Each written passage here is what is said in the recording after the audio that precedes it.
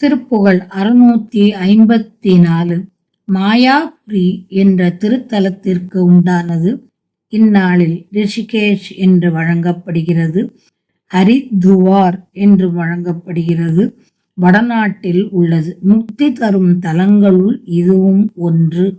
சிகரம் அருந்த வாழ்வது சிவஞானம், சிதறி அலைந்து போவது செயலாசை, மகர நெருங்க வீழ்வது மக மாய, மருவி நினைந்திடா அருள் புரிவாயே.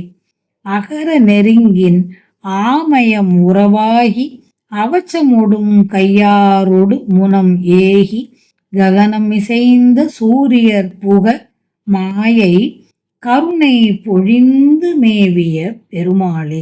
வீர மகேந்திரபுரியின் வீதிகளில் நெருங்கி வந்தால் துன்பமுண்டாகும் என்ற மயக்கத்துடனும் செயலற்ற தன்மையுடனும் சூரனது ஆட்சி காலத்தில் அஞ்சி ஒதுங்கிச் சென்று ஆகாயத்தில் பொருந்தி இருந்த 12 சூரியர்களும் அஞ்சி தேவரீரிடத்தில் சரணமடைய அச்சூரியர்களுக்கு அருள் பாலித்து மாயாபுரியில் எழுந்தருளியிருக்கும் பெருமாளே.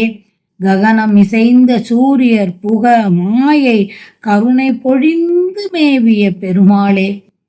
சி என்னும் மகாமனுவை உச்சரிப்பதனால் உண்டாவது சிவஞானமாகும்.